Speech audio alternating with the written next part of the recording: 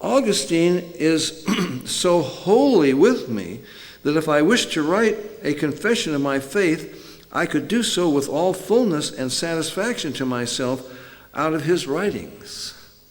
I quote many Calvinists in the book who just one after another says, well, R.C. Sproul says, quote, Augustinianism is presently called Calvinism or Reformed theology. They all acknowledge John Calvin is not the originator of Calvinism, but John Calvin got this doctrine from Augustine, and Augustine was the first one who came up with these ideas. Well, who was Augustine? Well, some of you may know that he's one of the four, we have some ex-Catholics here, I would think you would know. He's one of the original four doctors of the church. They have a feast day, August 28th, the day of his death. In 1986, the Pope celebrated the 1600th anniversary of his conversion.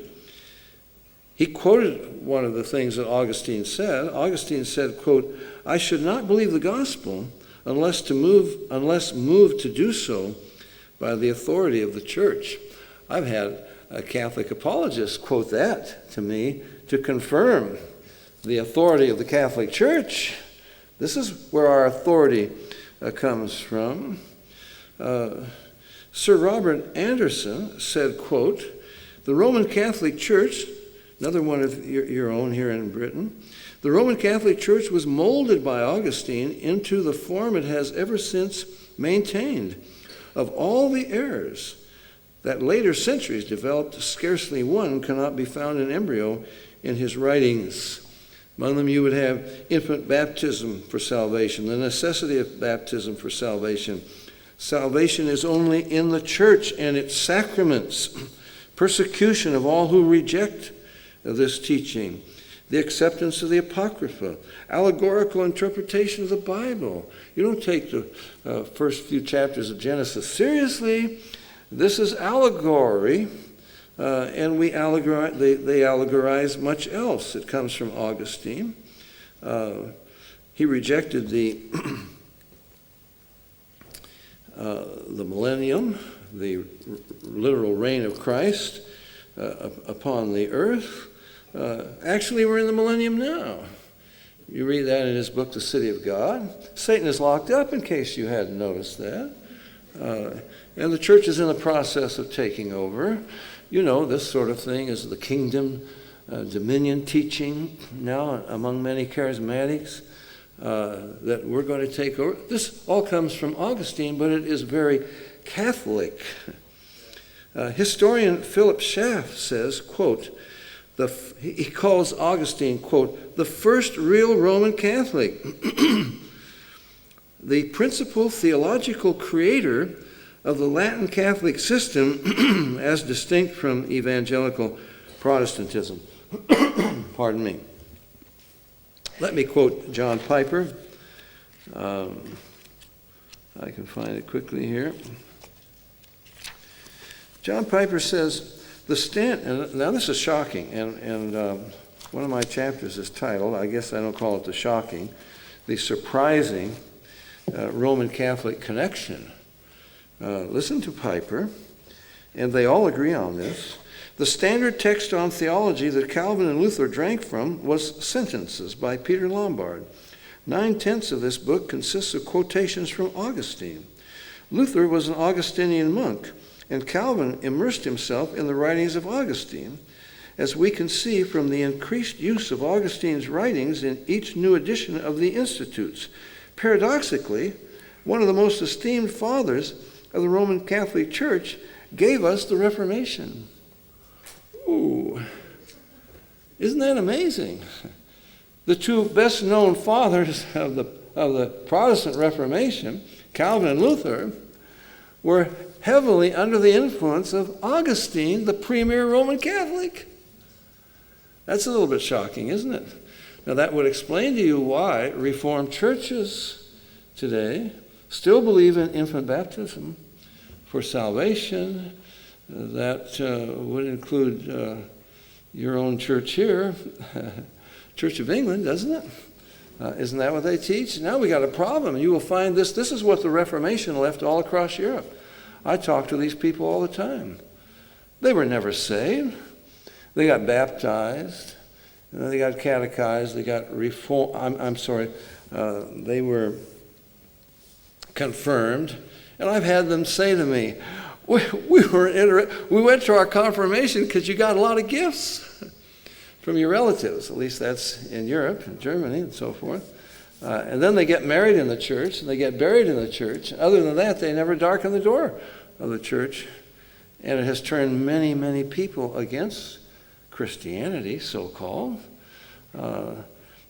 And look, if I was baptized as a baby, and that saved me, and this goes for Lutherans as well as Presbyterians, then you wouldn't preach the gospel to me. Paul said the gospel is the power of God unto salvation to everyone who believes it. But why would you want me to get saved when I already was regenerated, all my sins forgiven as an infant when I was baptized? Now we've got a very serious error. And in fact, John Calvin said, the one sure way to know you're one of the elect is if you were baptized as a baby, even by a fornicating, godless, unbelieving Roman Catholic priest, and you have faith in your baptism. You know, these people were called Anabaptists, remember? Baptized again. These were people who had been Catholics. They got saved by the grace of God through believing the gospel, faith in Christ, and they said, but baptism is for believers. Didn't he say to the Ethiopian eunuch, if you believe with all your heart, and a baby can't believe, it doesn't even know anything, we ought to get baptized now as believers. And they were hated, persecuted, and killed, not just by the Catholics, but by the Lutherans and the Calvinists. Is that not true? You still find that animosity today. I don't know about in England, but I know the continent much better. And someone who gets saved and gets baptized out of the Lutheran church or a Calvinist church, their family won't have anything to do with them in many instances. Not always, but in many instances.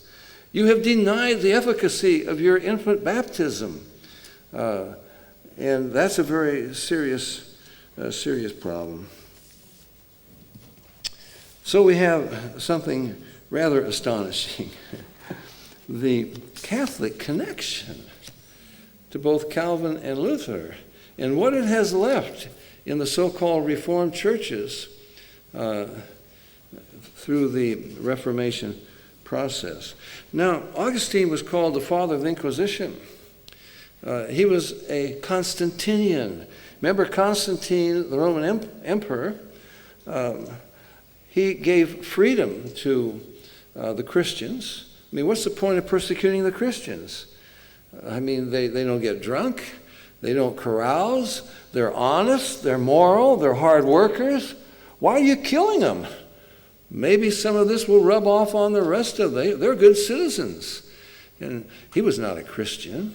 He continued to offer sacrifices to pagan deities. He continued to preside over the pagan feasts as head of the Pontifical College. He didn't stop the sacrifices to the great goddess Vesta, put out the Vestal virgins. He had the sun god, not the Son of God, on his coins and so forth. That's Constantine. All he was interested in was uniting his empire. And if you want to study ecumenism, study Constantine. He's the first ecumenist. He called the Great Ecumenical Council, 325 AD, the Council of Nicaea. He presided over it, gave the opening speech, and so forth. And he thought by giving freedom to these Christians, he could unite his empire. To his shock, he found out these Christians are divided. They don't get along with one another. And so he called the Council of Nicaea to straighten out certain things, and he imposed